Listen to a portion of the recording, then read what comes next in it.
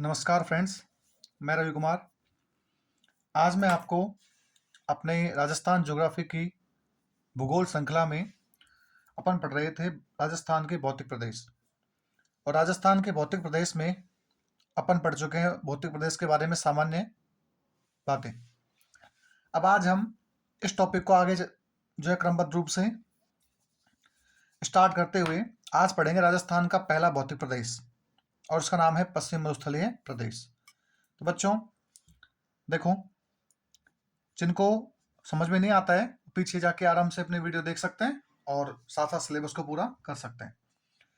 देखो, पहले हम पढ़ेंगे पश्चिमी पश्चिमी मरुस्थलीय प्रदेश। पहला अपन भौतिक प्रदेश पढ़ेंगे पश्चिमी मरुस्थलीय प्रदेश। इसका मतलब पहला भौतिक प्रदेश कौन सा अपना चार में से? पश्चिमी मरुस्थलीय प्रदेश। अब देखो बच्चों, इसको पढ़ने से पहले हमें यह समझ में आना चाहिए कि आखिर ऐसा क्या हुआ कि राजस्थान के अंदर मरुस्थल आ गया। आया तो कहां से आया, क्या इसकी उत्पत्ति की दशाएं हैं? तो सबसे पहली जो बात आपके माइंड में आनी चाहिए कि सर हमें यह बताइए कि आखिर ये मरुस्थल क्या होता है। आखिर आपने एक शब्द लिखा है मरुस्थल, इस मरुस्थल का मतलब क्या होता है? भाई अपन कहते हैं मरुस्थल, लेकिन मरुस्थल का मतलब क्या होता है? क्या मरुस्थल का मतलब केवल रेगिस्तान होता है या कुछ और भी होता है? देखो बच्चों, मरुस्थल का मैं सामान्य बात करूं तो मरुस्थल का मतलब होता है कि जो हमारी भूमि है। मरुस्थल का मतलब क्या होता है बच्चों? जो हमारी भूमि है उस भूमि में, या भूमि का हम कह सकते हैं हास, या कह सकते हैं नुकसान। नुकसान होना ही मरुस्थल है। नुकसान होना ही क्या है? मरुस्थल। अब आपको सर नुकसान का मतलब क्या है? नुकसान का मतलब बच्चों, जैसे अपन लगातार एक कृषि योग्य भूमि है, उस कृषि योग्य भूमि के अंदर लगातार वहां जल भराव हो रहा है काफी दिनों से।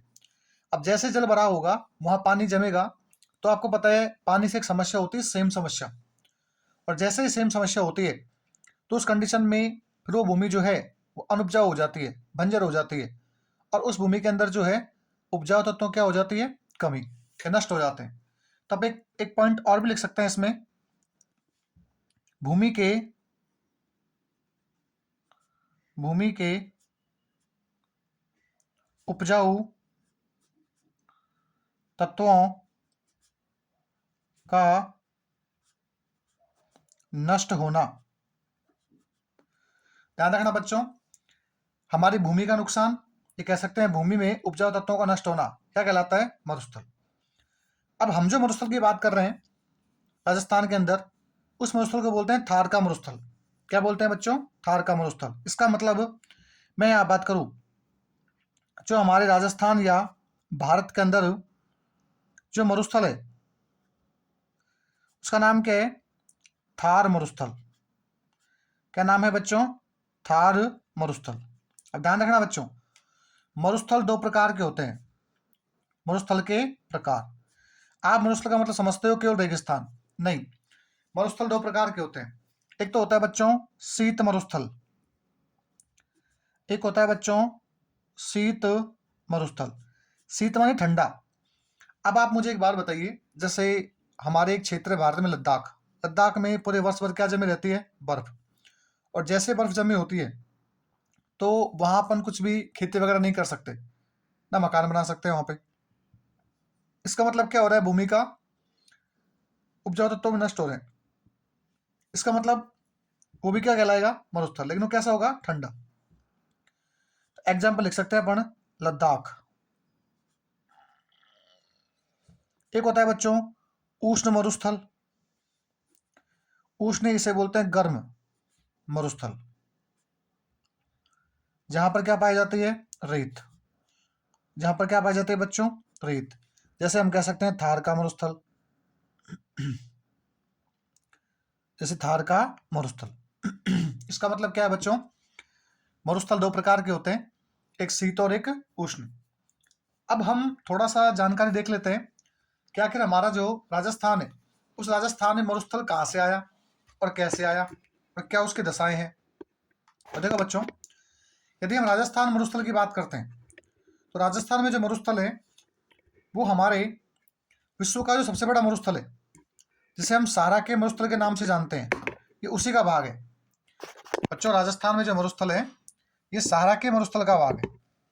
इसका मतलब मैं कह सकता हूँ कि राजस्थान में मरुस्थल जो है वो किसका भाग है?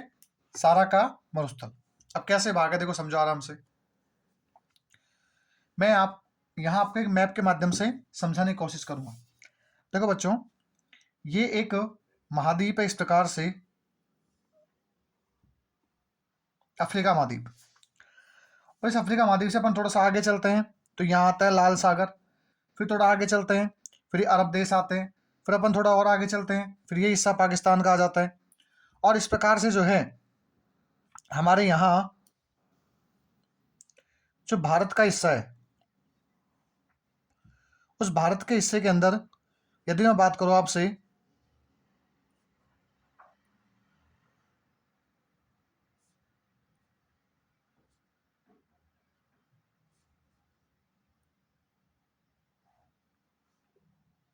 ये हमारा भारत हो गया। अब देखो बच्चों, ये महाद्वीप कौन सा है? तो इस महाद्वीप का नाम बच्चों अफ्रीका महाद्वीप। क्या नाम है बच्चों? अफ्रीका महाद्वीप। और ये जो अफ्रीका महाद्वीप है बच्चों, इस अफ्रीका महाद्वीप में इस प्रकार से एक बड़े भूभाग पर एक मरुस्थल पाया जाता है, जिसे हम बोलते हैं सहारा का मरुस्थल।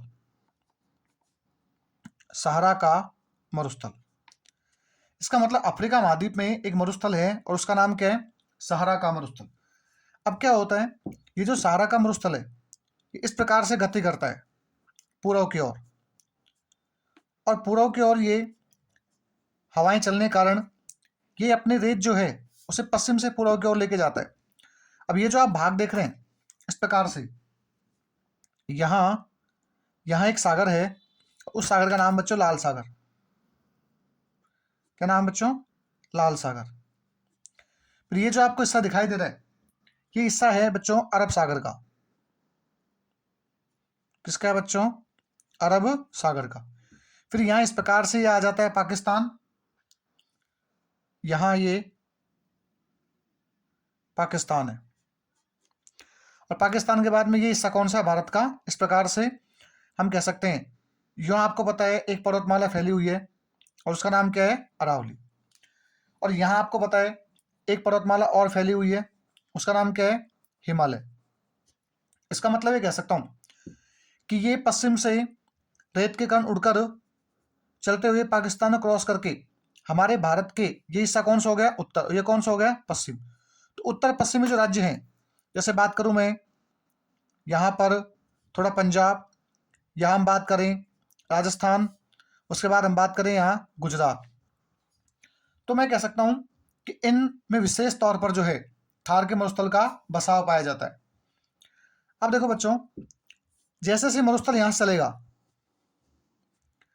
चलने के बाद में ये जो मरुस्थल है, इस सारा के मरुस्थल को हम एक, इसका और नाम है प्राचीन नाम, ये कह सकते हैं इसका स्थानीय नाम, उसका नाम है ग्रेट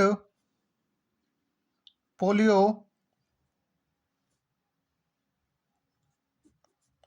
आर्कटिक अफ्रीका मरुस्थल। ग्रेट पोलियो आर्कटिक अफ्रीका मरुस्थल बच्चों किसका नाम है? सारा के मरुस्थल का। अब देखो बच्चों, जैसे ये अरब देशों में जाता है ये मरुस्थल, तो वहां इसका नाम हो जाता है कबीर का मरुस्थल। क्या बोलते हैं बच्चे इसे? कबीर का मरुस्थल। जैसे मैं आपको समझाना चाहूँ तो घर पे जैसे किसी बच्चे का नाम बिट्टू है, और जैसे हम स्कूल में जाते हैं तो उसका नाम कुछ और होता है, राहुल, चिंटू, मिंटू, जो भी है, तो है कौन सा मरुस्थल? सहारा का। अरब देशों में क्या बोलते हैं इसे? कबीर का मरुस्थल। अब आता है पाकिस्तान। पाकिस्तान में इस मरुस्थल का नाम है चेलिस्तान। क्या बोलते हैं बच्चों? चेलिस्तान। और जैसे हमारे भारत में आता है तो भारत में इसे बोलते हैं थार का मरुस्थल। क्या बोलते हैं बच्चों? थार का मरुस्थल। इसका मतलब मरुस्थल एक ही है, लेकिन उसके अलग अलग क्या है नाम। अब आप देख रहे हो बच्चों, ये है हमारी अरावली, ये क्या है अरावली, और ये क्या है हमारा हिमालय। यदि अरावली और हिमालय इस प्रकार से नहीं होते तो ये मरुस्थल हमारे पूरे भारत को जो है चपेट में ले लेता। तो इस कारण कहते हैं अरावली कुछ एडवांटेज भी हैं और कुछ डिसएडवांटेज भी हैं। अब देखो बच्चों, हम आगे चलते हैं। इसका मतलब यहां से क्या सवाल बन सकते हैं, तो देखो क्वेश्चन नंबर फर्स्ट, सबसे पहली बात करूं मैं, तो पहली बात यह है बच्चों कि विश्व का सबसे बड़ा जो मरुस्थल है वो सहारा का मरुस्थल है, और वो लगभग 84 लाख वर्ग किलोमीटर में फैला हुआ है। अब हम बात कर राजस्थान की, राजस्थान में क्या बोलते हैं इसे, थार का मरुस्थल। अब क्वेश्चन आता है सर, हम हमारे माइंड में एक बात समझ में आ गई सर कि जो राजस्थान मरुस्थल है वो और कहीं से नहीं आया है, अफ्रीका से आया है, और अफ्रीका में जो सहारा का मरुस्थल है उसी को हम भारत में क्या कह सकते हैं, राजस्थान के अंदर थार का मरुस्थल कहते हैं। चलो अच्छी बात है। अब देखो हम कुछ फैक्ट निकालते हैं, और फैक्ट क्या है, सबसे पहले बात करूं मैं, तो हमारा जो पश्चिम मरुस्थलीय प्रदेश है, इस पश्चिम मरुस्थलीय प्रदेश के अंदर कैसी भौतिक दशाएं हैं, क्या यहाँ वनस्पति पाई जाती है, कितने भाग पर फैला हुआ है। तो देखो बच्चों, सबसे पहली बात करूं मैं, थार का जो मरुस्थल है राजस्थान के अंदर, उसका क्षेत्रफल, क्या बात कर रहा हूं मैं, क्षेत्रफल, मैं बात कर रहा हूं बच्चों राजस्थान की। क्षेत्रफल आपको पता है ये राजस्थान के 61.11% भाग पर फैला हुआ है। कितने परसेंट भाग पर, 61.11% भाग पर। यदि बात करूं मैं यहाँ जनसंख्या, तो आपको पीछे मैं नोट करवा चुका हूं, यहाँ टोटल राजस्थान की 40% जनसंख्या निवास करती है। यदि मैं बात करूं इस क्षेत्र में वर्षा, कि वर्षा कितनी होती है, तो ध्यान रखना बच्चों, इस क्षेत्र में जो वर्षा होती है वो लगभग 20 से लेके 50 सेंटीमीटर होती है। कितनी होती है, 20 से 50 सेंटीमीटर। अब एग्जामिनर आपको घुमाएगा और वो आपको पूछेगा मिलीमीटर में, तो ध्यान रखना 1 सेंटीमीटर में 10 मिलीमीटर होते हैं, तो 20 में कितने हो जाएंगे 200, और 50 में कितने हो जाएंगे 500, और इसको बोलेंगे मिलीमीटर, मिलीमीटर। इसे बोलते हैं एमएम, इसे बोलते हैं सेंटीमीटर, इसे बोलते हैं मिलीमीटर। अब देखो बच्चों, यहां बात करते हैं मिट्टी की, कि यहाँ मिट्टी कैसी पाई जाती है। तो आपको पता है मरुस्थल है, तो मरुस्थल मिट्टी कैसी पाई जाएगी, तो आपको पता है मरुस्थल के अंदर जो है वो रेतीली मिट्टी होगी। कौन सी होगी बच्चों, रेतीली मिट्टी। अब हम बात करते हैं यहाँ की जलवायु, कि आखिर यहाँ जलवायु कैसी है। तो देखो बच्चों, यहाँ की जलवायु जो है वो आपको पता है एकदम बिल्कुल शुष्क है। कैसी है, शुष्क, या फिर हम कह सकते हैं अत्यधिक विषम है। क्या है बच्चों, अत्यधिक विषम। विषम का मतलब होता है यहाँ परिस्थितियां सामान्य रहती, दिन में बहुत ज्यादा गर्मी होती है, रात को बहुत ज्यादा ठंड होती है। यदि हम बात करें यहाँ कि यहाँ कौन कौन सी वनस्पति पाई जाती है, आखिर कौन कौन सी वनस्पति है जो यहाँ पाई जाती है, तो देखो बच्चों, यहाँ पर कुछ घास के नाम है, जिसमें से एक का नाम है सेवण, एक का नाम बच्चों धामण, एक का नाम बच्चों करड़। ये सब घास के नाम है, याद रखने हैं आपको, पूछेंगे निम्न में से कौन सी घास की किस्म पश्चिम और उत्तर प्रदेश में नहीं पाई जाती, तो आपको 3 नाम ध्यान रखने हैं, सेवण, धामण और करड़। और साथ में यहाँ पाई जाती है कटीली झाड़ियां। क्या मिलती है, कटीली झाड़ियां। जैसे आपको समझाना चाहूं मैं, कैक्टस जिनको बोलते हैं, कैक्टस का मतलब मरुद्भिद। क्या बोलेंगे बच्चों, मरुद्भिद वनस्पति, ऐसी वनस्पति जो कि सूखे सहन कर सके। और ध्यान रखना बच्चों, ये सवाल पूछा जा चुका है इन्वेस्टिगेटर एग्जाम के अंदर, कि पश्चिम मरुस्थलीय प्रदेश में किस प्रकार की वनस्पति मिलती है, तो क्या बोलोगे, मरुद्भिद। और मरुद्भिद का ही दूसरा नाम मिलता है जीरोफाइट। क्या मिलता है बच्चों, जीरोफाइट। ध्यान रखना, ये वेरी इंपॉर्टेंट है, स्टार लगा लेना। पश्चिम मरुस्थलीय प्रदेश में कौन सी वनस्पति मिलती है, तो क्या बोलोगे, या तो आएगा जीरोफाइट या बोलेगा मरुद्भिद। अब देखो बच्चों, और यदि हम बात करें तो यहाँ पर मैं बात करूं फसल, कि यहाँ क्या क्या फसल हो सकती है। तो देखो बच्चों, वैसे फसल डिपेंड करती है पानी के ऊपर, जहाँ जो जितनी अधिक वर्षा होगी, जहाँ जितनी सिंचाई की व्यवस्थाएं होंगी, वहाँ फसल अच्छी हो सकती है, लेकिन फिर भी यहाँ पर एक तो बड़ी संख्या में बाजरा होता है, एक यहाँ पर बड़ी संख्या में ज्वार होता है, एक यहाँ पर बच्चों हम कह सकते हैं ग्वार होता है, और एक यहाँ मोठ होता है। तो ये प्रमुख जो है यहाँ की फसलें हैं जो क्षेत्र में पाई जाती है। अब बच्चों बात करूं मैं, तो ये जो मरुस्थल है, इस मरुस्थल का जो ढलान है, ये ढाल जो है वो पाया जाता है बच्चों उत्तर पूर्व से दक्षिण पश्चिम की ओर, उत्तर पूर्व से दक्षिण पश्चिम की ओर, ये इसका ढलान है। अब देखो बच्चों, यदि हम और बात करें तो यहां पर तापमान की बात करते हैं हम। ध्यान रखना बच्चों, तापमान से भी पेपर में सवाल आ चुका है। यहां यदि मैं बात करूं सर्दियों में, तो सर्दियों में यहां तापमान जो है 0 से भी नीचे लगभग -3 डिग्री सेल्सियस हो जाता है, तथा गर्मियों में यहाँ का तापमान लगभग 49 डिग्री सेल्सियस तक होता है। बच्चों ये पेपर में आ चुका है कि तापमान पश्चिम मरुस्थलीय प्रदेश में अधिकतम कहाँ तक दर्ज किया गया है, तो क्या बोलोगे? 49 डिग्री सेल्सियस। यदि बच्चों बात करूं मैं इस क्षेत्र में नहर, आखिर सिंचाई के लिए कौन कौन सी नहर है, तो इस क्षेत्र में बच्चों ध्यान रखना, एक तो है IGNP इंदिरा गांधी नहर परियोजना, एक हम बात करते हैं यहाँ पे गंग नहर। बच्चों आप IGNP की फुल फॉर्म लिख सकते हो, इंदिरा गांधी नहर परियोजना। एक है बच्चों गंग नहर, एक है बच्चों भाखड़ा नहर,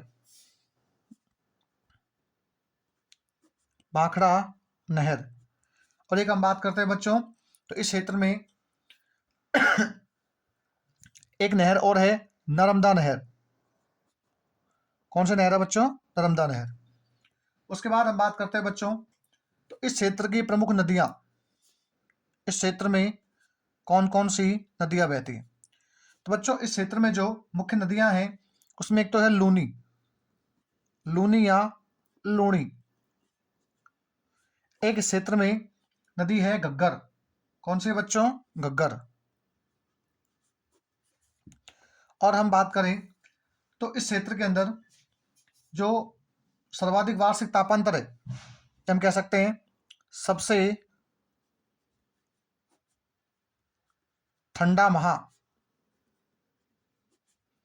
वो कौन सा है? चूरू। और आपसे पूछे सबसे गर्म माह,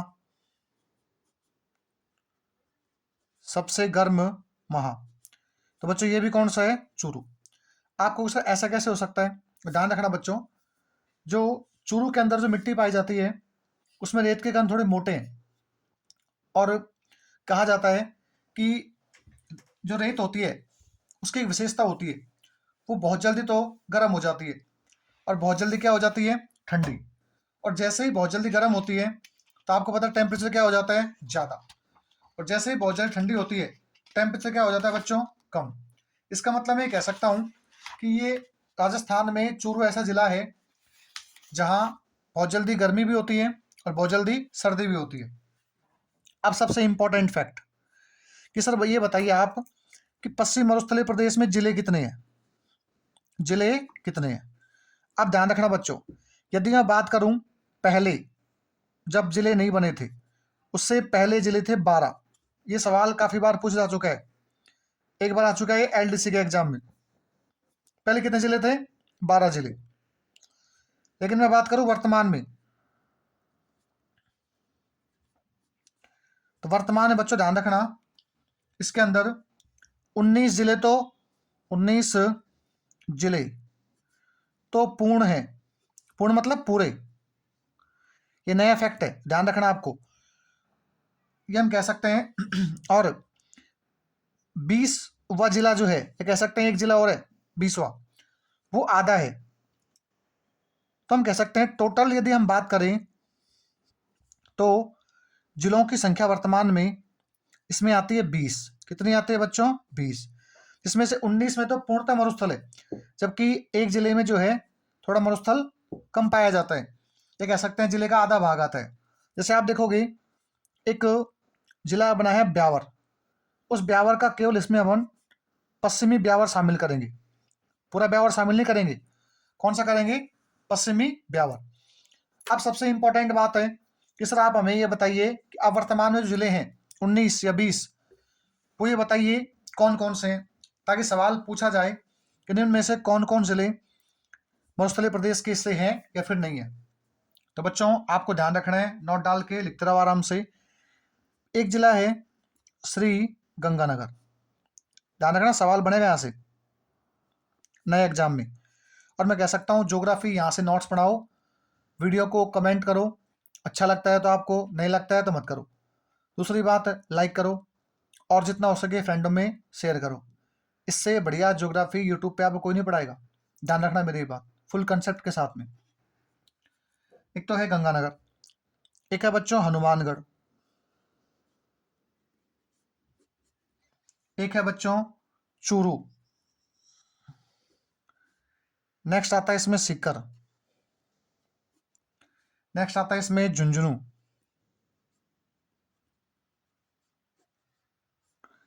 नेक्स्ट आता है बच्चों नीम का थाना,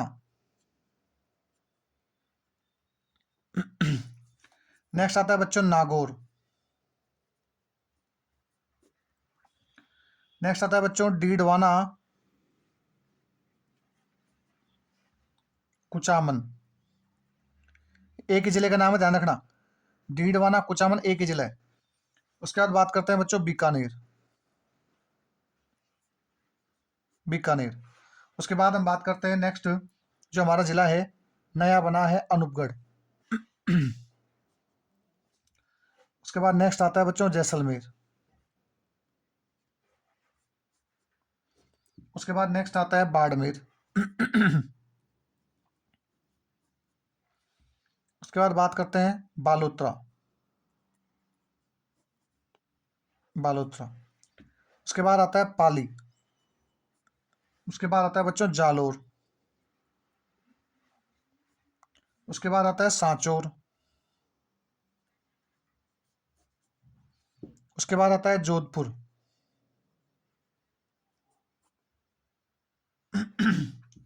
फिर आता है बच्चों जोधपुर ग्रामीण,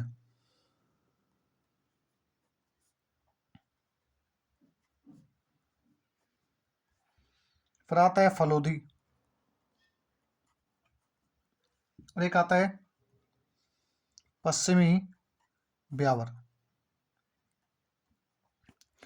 अब आप काउंट कर लो, आपको टोटल जो है 20 जिले दिखाई देंगे। 1 2 3 4 5 6 7 8 9 10 11 12 13 14 15 16 17 18 19 और 20।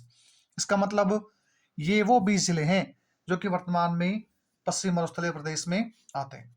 विशेष तौर पर आपको ये बात ध्यान में रखनी है। अब देखो बच्चों, हम आगे चलते हैं और आगे चलने के बाद में और जानकारियां प्राप्त करते हैं। अब देखो, यहां तक अपन ने बात की सामान्य परिचर्चा। अब हम पश्चिम मरुस्थलीय प्रदेश को दो भागों में बांटते हैं। अब देखो, ये जो हमारा पश्चिम मरुस्थलीय प्रदेश है, पश्चिमी मरुस्थलीय प्रदेश, इस पश्चिम मरुस्थलीय प्रदेश को हम दो भागों में बांटते हैं। किसके आधार पर? अध्ययन की सुविधा की दृष्टि से। देखो बच्चों कौन कौन से हैं। एक तो हम बांटते हैं इसको शुष्क प्रदेश, शुष्क प्रदेश, एक है बच्चों अर्ध शुष्क प्रदेश, अर्ध शुष्क प्रदेश। शुष्क का मतलब होता है जो बिल्कुल सूखा है, जहां वर्षा बहुत कम होती है, और अर्ध शुष्क का मतलब होता है जहां वर्षा थोड़ी अधिक होती है। इसका मतलब ये कह सकता हूं मैं कि यहाँ वर्षा लगभग 0 से 25 सेंटीमीटर के आसपास होती है, और यहाँ वर्षा जो है वो हम कह सकते हैं 25 से 50 सेंटीमीटर के आसपास होती है। अब देखो, शुष्क जो प्रदेश है इसको भी अपन अध्ययन के आधार पर 2 भागों में बांटते हैं। कितने भागों में बांटते हैं बच्चों? 2 भागों में। देखो 2 भाग कौन कौन से हैं? एक तो शुष्क प्रदेश का वो वाला भाग जो कि बालू का स्तूप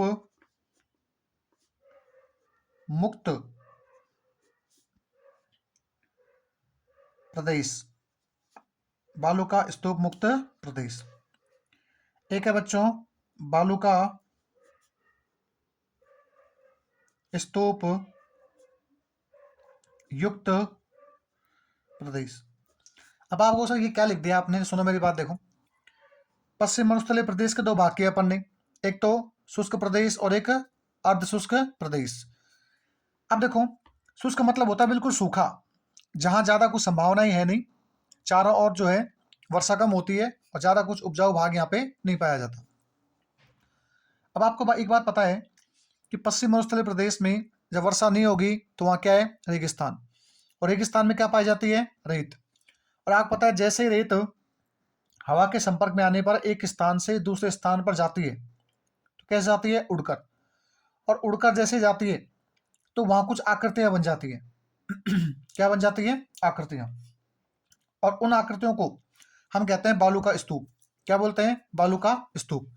बालू का मतलब होता है रेत, स्तूप मानी होता है आकृति। इसका मतलब इस शुष्क में 2 भाग ऐसे हैं जहां एक तो बालू का स्तूप हम कह सकते हैं बनते हैं, इसको बोलते हैं बालू का स्तूप युक्त प्रदेश। एक और जहां बालू का नहीं बनते हैं या वहां आकृतियां नहीं पाई जाती हैं।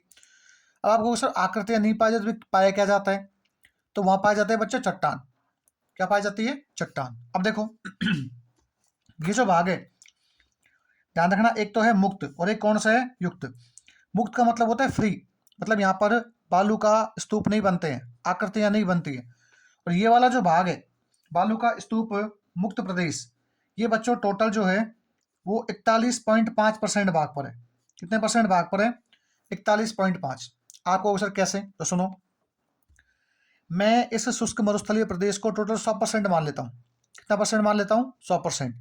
तो 100% में से ये कितना है? 41.5%। तो बचा हुआ क्या हो जाएगा? मुक्त। और कितना बचेगा? 58.5%। ध्यान रखना बच्चों, आपसे पूछे कि राजस्थान में बालू का स्तूप मुक्त प्रदेश कितने भाग पर है, कितने परसेंट भाग पे, तो ध्यान रखना जहां मुक्त आ जाएगा वहां कितना होगा? 41.5। और जहां युक्त आ जाएगा वहां कितना होगा? 58.5। अब आपको ऐसे कोई सवाल आते हैं क्या? बच्चों ये वाला सवाल पटवारी में पूछ जा चुका है। आप जब all year question paper solve करोगे तो ये जो सवाल लिखा है मैंने आपको, ये पटवारी के एग्जाम में आ चुका है। और ना केवल पटवारी, बाकी बहुत सी एग्जाम में पूछा जा चुका है। अब आ जाओ इधर। अब ये जो, अब देखो बच्चों, फिर आपको सर यहाँ पर मुक्त है, इसका मतलब यहाँ क्या पाए जाएंगे फिर बालू के स्तूप नहीं बनेंगे तो बच्चों यहाँ पाई जाती है चट्टान। क्या पाई जाती है? चट्टान। ध्यान रखना, यहाँ पाई जाती है चट्टान। अब चट्टान में कह सकते हैं हम बहुत से प्रकार चट्टानों के, लेकिन आपको क्या ध्यान रखना है? यहाँ क्या पाई जाती है? चट्टान। और इस वाले भाग में क्या बनते हैं? बालू का स्तूप। क्या बनते हैं बच्चों? बालू का स्तूप। अपन आगे नाम देखेंगे कौन कौन से बनते हैं।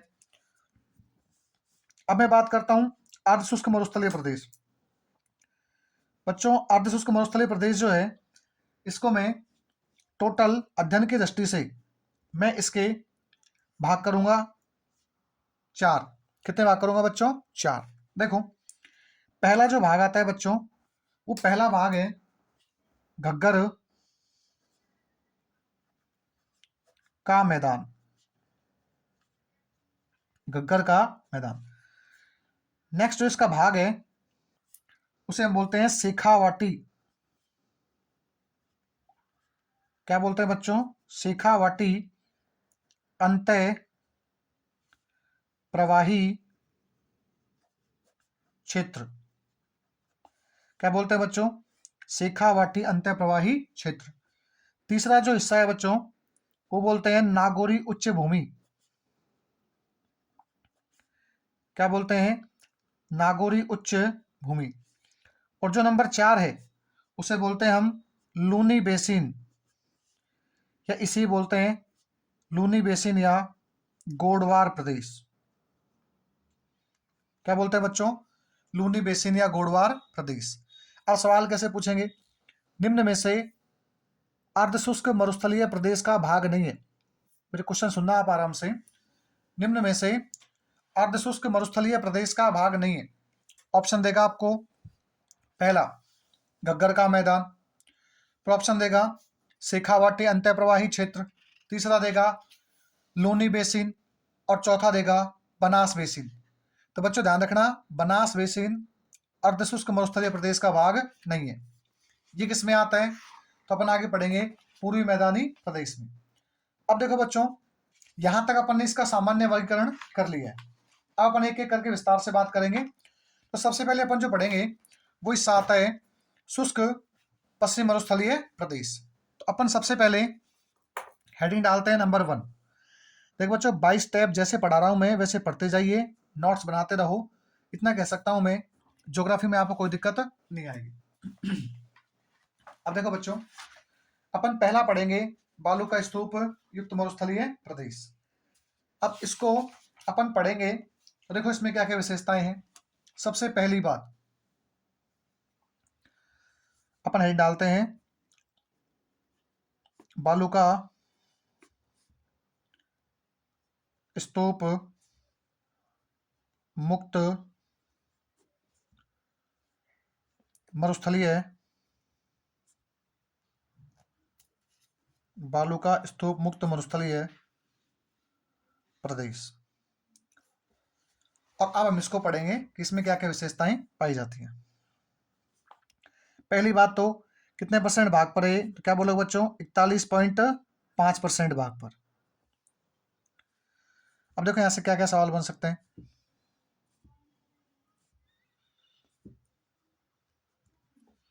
क्वेश्चन नंबर 1 कि सर पहली बात यहां पाई क्या जाती है? भाई आपने कहा बालू का स्तूप मुक्त मरुस्थलीय प्रदेश है, तो यहाँ क्या मिलते हैं? तो देखो बच्चों, इस क्षेत्र की हम बात करें तो इस क्षेत्र क्या क्या विशेषताएं हैं। पहली बात तो यह क्षेत्र जैसलमेर जिले के चारों ओर लगभग 65 किलोमीटर, कितने किलोमीटर बच्चों? 65 किलोमीटर में फैला हुआ है।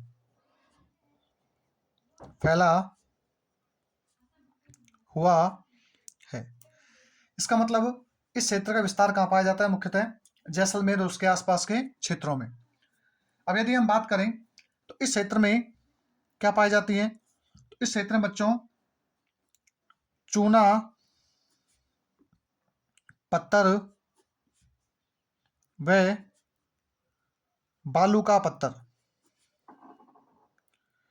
चूना पत्थर व बालू का पत्थर युक्त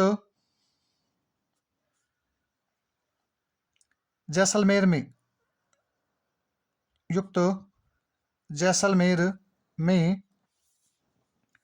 जुरासिक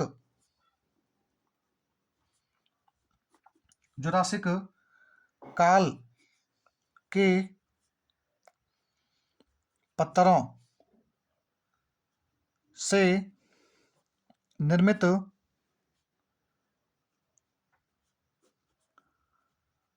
चट्टान स्थित है। क्वेश्चन नंबर 1, पहली बात तो बालू का स्तूप मुक्त है, तो मुक्त का मतलब क्या है? मुक्त का मतलब होता है फ्री। इसका मतलब यहाँ क्या नहीं मिलेंगे? बालू से बनने वाली आकृतियां। तो फिर मिलेंगे क्या बच्चों?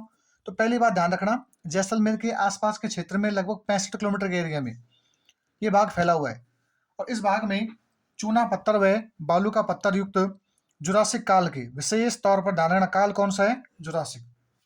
जुरासिक काल की चट्टानें मिलती हैं। और बच्चों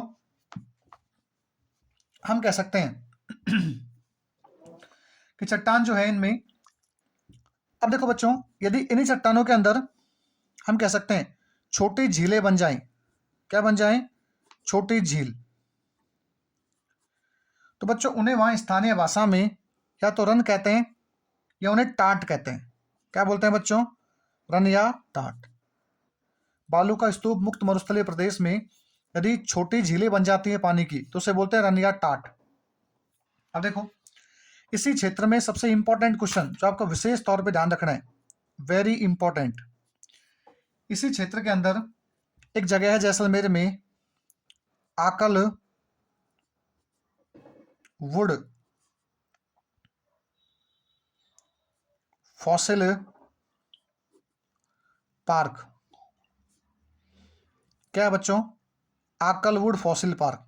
देखो मतलब क्या है, आकल एक गांव का नाम है, वुड मानी होती है लकड़ी, फॉसिल मानी होते हैं जीवाश्म, और पार्क मानी बैठने की जगह। तो हम कह सकते हैं आकल गांव के अंदर एक पार्क बनाया गवर्नमेंट के द्वारा, और ये आकल गांव कहाँ पे है वर्तमान में? जैसलमेर में। कहाँ पे है बच्चों? जैसलमेर में। अब देखो, कहा जाता है इस आकलवुड गांव से हमें 18 करोड़ वर्ष पूर्व, 18 करोड़ वर्ष पूर्व के जीवाश्मों के अवशेष मिले हैं, अवशेष मिले हैं। क्या मिले हैं बच्चों? अवशेष। इसका मतलब मैं कह सकता हूं कि ये 18 करोड़ वर्ष पूर्व यहां कहा जाता है जहां जैसलमेर था, उस क्षेत्र में बड़ी संख्या में यहां पर कुछ डायनासोर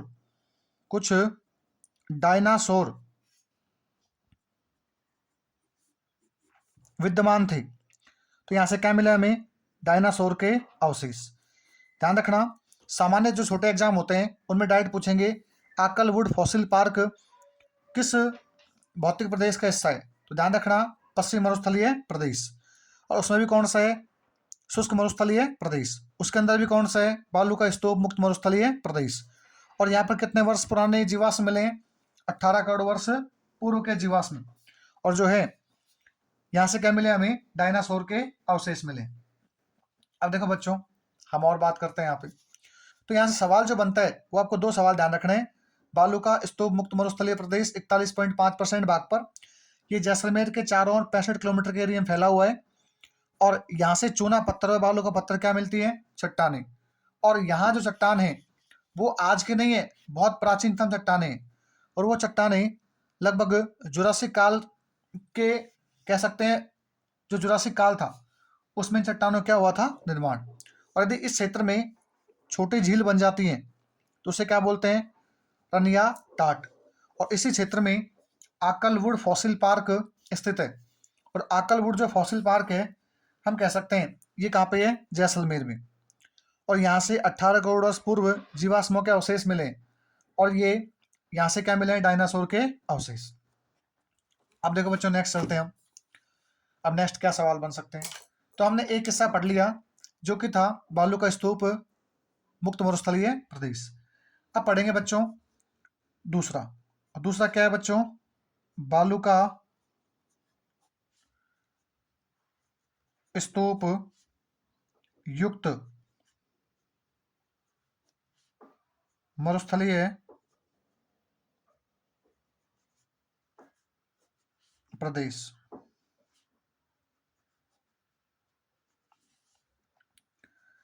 बच्चों उसमें और इसमें एक फर्क है, उसमें है मुक्त, इसमें है युक्त। अब पहला क्वेश्चन तो कितने परसेंट भाग पर फैला हुआ है? तो बच्चों ये फैला हुआ है 58.5% भाग पे। कितने परसेंट भाग पर है? 58.5% भाग पे। अब देखो बच्चों, जहां बालू का स्तूप युक्त का मतलब क्या है कि इस क्षेत्र में बालू का स्तूप पाए जाते हैं। अब जैसे बालू के स्तूप पाए जाते हैं तो देखो आपको पता है अपने यहाँ पर जो मरुस्थल है, अपने यहाँ क्या है? मरुस्थल। और मरुस्थल का नाम क्या बताया मैंने आपको? थार का मरुस्थल। कौन सा मरुस्थल है बच्चों? थार का मरुस्थल। इस थार के मरुस्थल में आपको पता है लगभग मार्च से लेकर और जुलाई माह तक, जब तक वर्षा नहीं होती है, मार्च से जुलाई माह तक हम कह सकते हैं गर्मियों का प्रकोप होता है। और इसी समय जो है वायु के द्वारा जो मृदा है उसका अपरदन किया जाता है। और जैसे अपरदन होता है तो उस कंडीशन में यहाँ क्या बनते हैं? बालू का स्तूप। क्या बनते हैं बच्चों? बालू का स्तूप। इसका मतलब गर्मियों में क्या चलती है? लू। और जैसे लू चलती है तो अपने साथ कुछ रेत के कणों को उड़ाकर ले जाती है। इस कारण वहाँ कुछ आकृतियाँ बन जाती हैं, और जैसे आकृतियाँ बनती हैं तो उन आकृतियों में हम कह सकते हैं कि उन आकृतियों को स्थानीय नाम के आधार पर अलग अलग भागों में बांट सकते हैं। अब सबसे पहले जो आकृति आती है बच्चों, उसके बारे में बात करते हैं हम। सबसे पहले जो आकृति आती है बच्चों, उसे हम बोलते हैं बरखान। क्या बोलते हैं बच्चों? बरखान। इसका मतलब यहाँ आकृतियां कौन कौन सी बनती है? बरखान। सबसे इंपॉर्टेंट क्वेश्चन, अब देखो बरखान क्या होता है। यदि बरखान की बात करूं मैं, तो देखो इस प्रकार से पश्चिम मरुस्थलीय प्रदेश में एक सींग के समान, या हम कह सकते हैं आधे सींग के समान, इस प्रकार से एक सींग जैसी आकृति बन जाती है। क्या बन जाती है बच्चों? सींग जैसी आकृति। देखो ये हमारा बालू का ढेर था, ये हमारा क्या था? बालू का ढेर। ये थी यहाँ पर बालू। अब यहाँ से हवा ने क्या मारा? इसको धक्का। जैसे धक्का मारा हवा ने, तो आपको पता हवा क्या होगी? विक्षेपित। और जैसे हवा विक्षेपित होगी तो मिट्टी को भी परेशान करेगी, मिट्टी को भी दबाएगी, और ये इस प्रकार से दबकर ये इस प्रकार से आकृति बन जाती है। और जैसे आकृति बनती है तो इधर भी क्या आती है बच्चों? हवा। और हम कह सकते हैं इस प्रकार से हवा के लगातार दबाव डालने पर एक सींग जैसी आकृति बन जाती है। और इस प्रकार के जो बालू के स्तूप होते हैं उन्हें हम क्या बोलते हैं? बरखान। अब आपको एक बात पता है, ये आधे चांद के समान लग रहा है। कैसा लग रहा है बच्चों? आधे चांद के समान। तो बरखान की जो आकृति होती है बच्चों, ध्यान रखना, पहला क्वेश्चन कि बरखान की आकृति कैसी होती है, तो ध्यान रखना बच्चों, बरखान की जो आकृति होती है वो होती है अर्ध चंद्राकार। कैसी होती है बच्चों? अर्ध चंद्राकार। इसे ही बोलते हैं सींग के समान। सींग के समान। पहला क्वेश्चन कि बरखान की आकृति कैसी होती है, तो ध्यान रखना कैसी होती है? अर्धचंद्राकार, या कह सकते हैं सींग के समान। सबसे इंपॉर्टेंट क्वेश्चन आपसे पूछेंगे, अर्धचंद्राकार रूप में बनने वाले बालू का स्तूप को क्या कहते हैं? तो वहां ध्यान रखना ऑप्शन मिलेगा आपको, और ऑप्शन का नाम क्या होगा? बरखान। अब नेक्स्ट चलते हैं। देखो यदि आपसे पूछे कि सर्वाधिक गतिशील जो बालू के स्तूप होते हैं वो कौन से होते हैं, ध्यान रखना बच्चों, ये जो बरखान होते हैं ये सर्वाधिक गतिशील होते हैं, मतलब ये गति करते हैं। अभी जैसे मान लो आज हवा ने यहाँ वेग डाला, अब आप 3-4 दिन बाद में आगे देखोगे तो यहाँ से ये कंप्लीटली चेंज होकर आगे चला जाता है। इसका मतलब ये क्या होते हैं? गतिशील। उसके बाद बात करें बच्चों, तो इनकी जो ऊंचाई होती है इस प्रकार से, ये इनकी क्या होती है? ऊंचाई। ये ऊंचाई बच्चों काफी हद तक होती है, और ये लगभग 10 से 20 मीटर होती है। कितनी होती है बच्चों? 10 से 20 मीटर। तो इसके हम कह सकते हैं ऊंचाई। इसके हम कह सकते हैं बच्चों ऊंचाई। ऊंचाई होती है 10 से 20 मीटर। अब देखो बच्चों सबसे इंपॉर्टेंट, ये बहुत लंबे होते हैं, तो ये लगभग हम कह सकते हैं 100 से 200 मीटर, 100 से लेके 200 मीटर चौड़े हो सकते हैं बच्चों। ध्यान रखना इनकी जो चौड़ाई होती है बच्चों वो काफ़ी होती है। आप अनुमान लगा सकते हो 100 से 200 मीटर कितना होता है। तो इनकी जो चौड़ाई है बच्चों वो 100 से 200 मीटर के आसपास होती है, जिसकी बरखान की। अब क्वेश्चन आएगा सर सवाल कैसे पूछेंगे पेपर में? सवाल पूछेंगे बच्चों कि पश्चिमी मरुस्थलीय प्रदेश में वह कौन सी आकृति है बालू के स्तूपों की जो कि अर्धचंद्राकार रूप में पाई जाती है, तो क्या बोलोगे? बरखान। सवाल नंबर दूसरा, सर्वाधिक गतिशील कौन से बालू के स्तूप है, तो क्या बोलोगे? बरखान। इनकी ऊंचाई कितनी है? 10 से 20 मीटर, और चौड़ाई कितनी है बच्चों? 100 से 200 मीटर। अब हम बात करते हैं बच्चों कि ये कहाँ बनते हैं। ध्यान रखना बच्चों, इनके बारे में बात करूं मैं, तो ये बालू का स्तूप आपको बताया इतने काफी बड़े हैं और काफी ऊंचे भी हैं। इसका मतलब ये सर्वाधिक क्या है?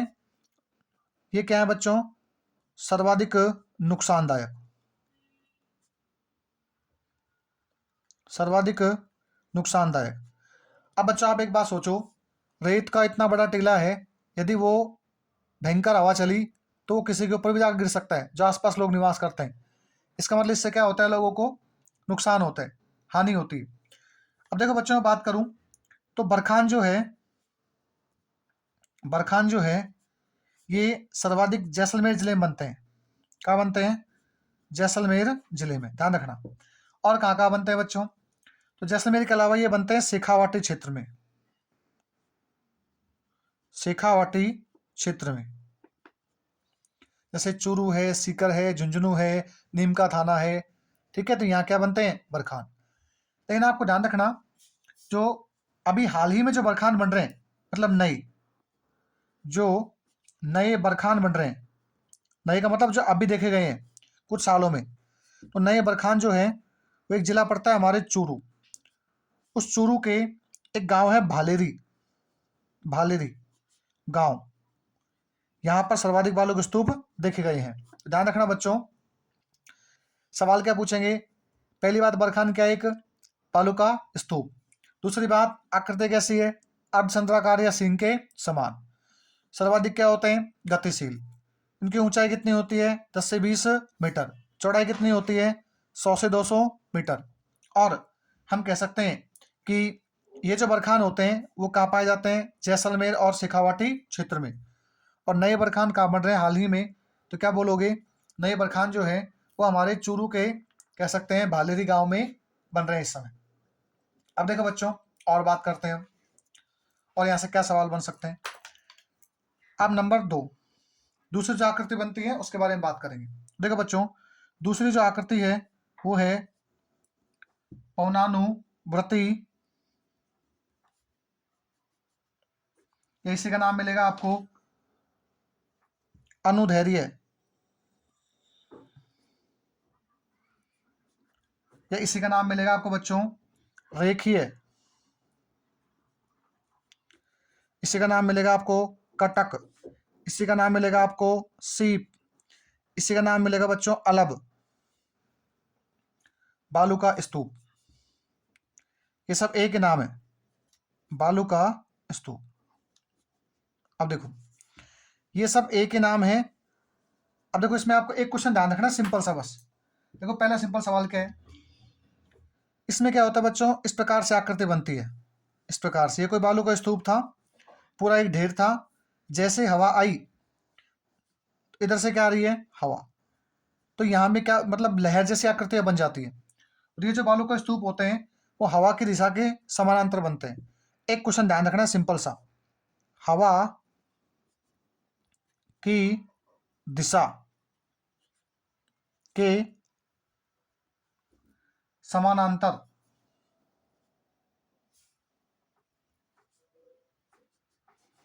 ये शब्द वेरी इंपॉर्टेंट है, हवा की दिशा के समानांतर बनने वाले बालू का स्तूप क्या कहलाते हैं बच्चों? पौनानुव्रती, अनुदैर्घ्य, रेखीय, कटक, सीप, अलप। सिंपल सवाल पूछेंगे, निम्न में से वह कौन सा बालू का स्तूप है जो कि हवा की दिशा के समानांतर बनता है? तो इनमें से आपको कोई ना कोई ऑप्शन मिलेगा। यदि हम बात करें बच्चों, तो ये भी जैसलमेर जिले के अंदर पाए जाते हैं। तो ये बालू के स्तूप कहाँ मिलते हैं बच्चों? जैसलमेर जिले के अंदर, ध्यान रखना ये बात। अब उसके बाद हम बात करते हैं बच्चों नेक्स्ट बालू का स्तूप, नंबर 3। नंबर 3 की बात करें तो एक आता है अनुप्रस्थ, एक आता है बच्चों अनुप्रस्थ, इन्हें हम बोलते हैं आड़ी। अनुप्रस्थ या आड़े बालू का स्तूप, अनुप्रस्थ या आड़े बालू का स्तूप। देखो बच्चों, इसमें क्या है, सिंपल सी बात ध्यान रखना। इसमें जो आकृति बनती है बालू के स्तूपों की, वो कुछ इस प्रकार से बनती है।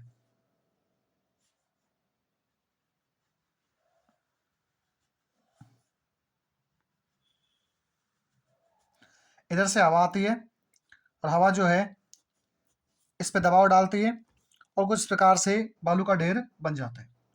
काम का सवाल क्या है सर? सिंपल सी बात ध्यान रखना, वे बालू का स्तूप वे बालू का स्तूप जो हवा की दिशा के समकोण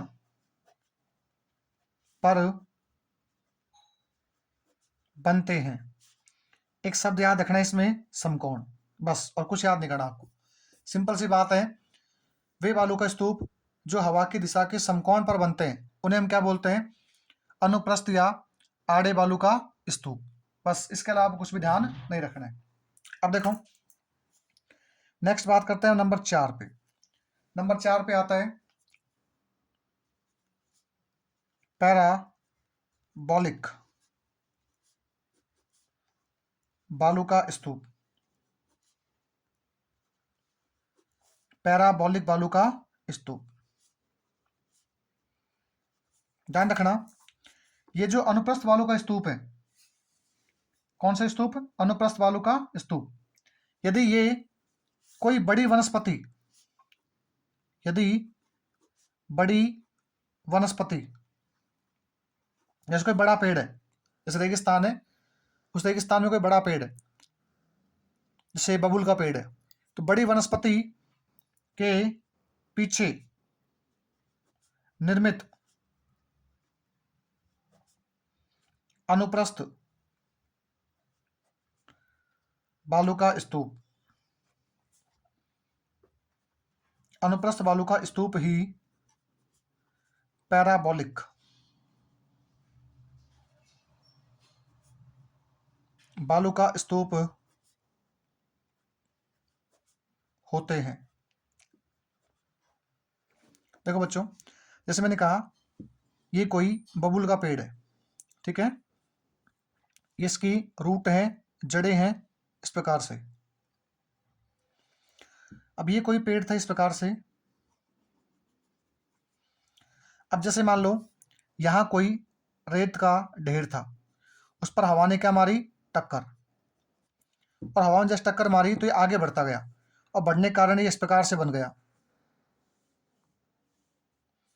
और यहां से क्या आ रही है बच्चों? हवा। अब इसे क्या बोलेंगे? वनस्पति क्या है? बड़ी है, काफी बड़ा पेड़ है, तो इसे हम क्या बोलेंगे बच्चों? पैराबोलिक। क्या बोलेंगे? पैराबोलिक। अब आ जाओ नेक्स्ट।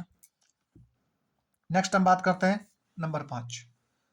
नंबर 5 पे जो आता है उसे हम बोलते हैं सब्र काफीज बालू का स्तूप। सब्र काफीज बालू का स्तूप। देखो बच्चों, इसमें क्या होता है, आपको पता है वनस्पति दो प्रकार की होती है, एक तो छोटी और एक काफी बड़ी। जैसे मैंने कहा पीपल का पेड़ काफी बड़ा होता है, मैंने आपसे कहा नॉर्मली पीपल का पेड़ बहुत बड़ा है, और एक मैंने आपसे कहा कैक्टस, कटीली झाड़ियां, जैसे कैर का पेड़। तो पीपल की तुलना में कैर छोटा होता है, चलो कैर से अपन छोटा मान लेते हैं। जैसे आप देखते हो छोटी छोटी झाड़ियां होती है, जैसे अपने जो खाने के बेर आते हैं छोटे, इसको बोलते हैं झाड़ी वाले बेर। तो झाड़ी क्या होती है? छोटी, और जो पेड़ होते हैं वो क्या होते हैं? बड़े। अब देखो अंतर क्या है, यदि छोटी छोटी वनस्पति, छोटी वनस्पति के पीछे निर्मित अनुप्रस्थ बालू का स्तूप सब्र काफीज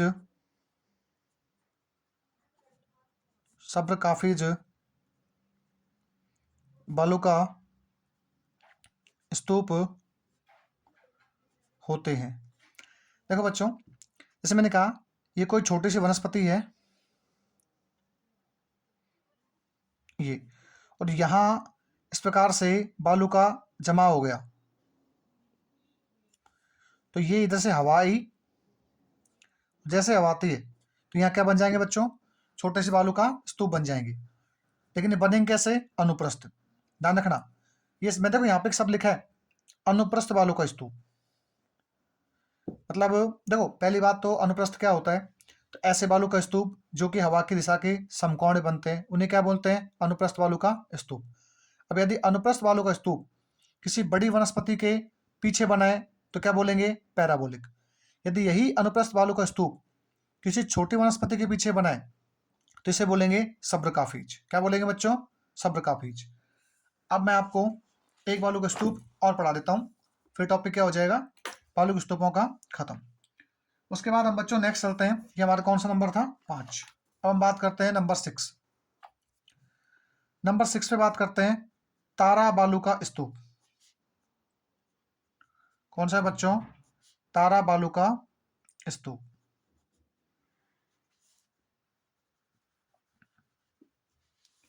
तारा बालू का स्तूप।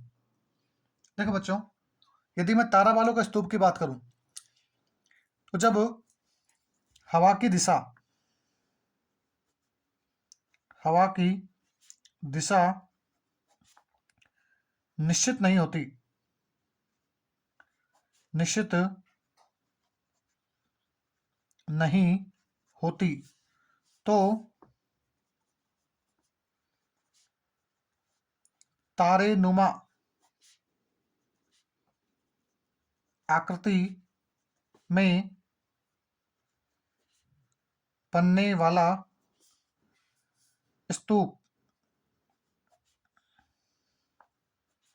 तारा बालू का स्तूप कहलाता है। बच्चों मैंने क्या कहा? जब हवा की दिशा निश्चित नहीं होती है तो बनने वाला बालू का जो स्तूप है वो क्या कहलाता है? तारा बालू का स्तूप। जैसे सुनो, ये कोई बालू का ढेर था। ये क्या है? बालू। बालू मतलब होता है बच्चों रेत। रेत। अब यहां से हवा आई तो हवा ने ये वाला हिस्सा दबा दिया थोड़ा सा। यहाँ से हवा आई, हवा ने ये वाला हिस्सा दबा दिया। यहाँ से हवा आई, ये हिस्सा दब गया। इधर से यहाँ से हवा आई, ये हिस्सा दब गया। ये वाला हिस्सा दब गया। अब ये दबने के बाद में कुछ ऐसा दिखाई देता है आपको।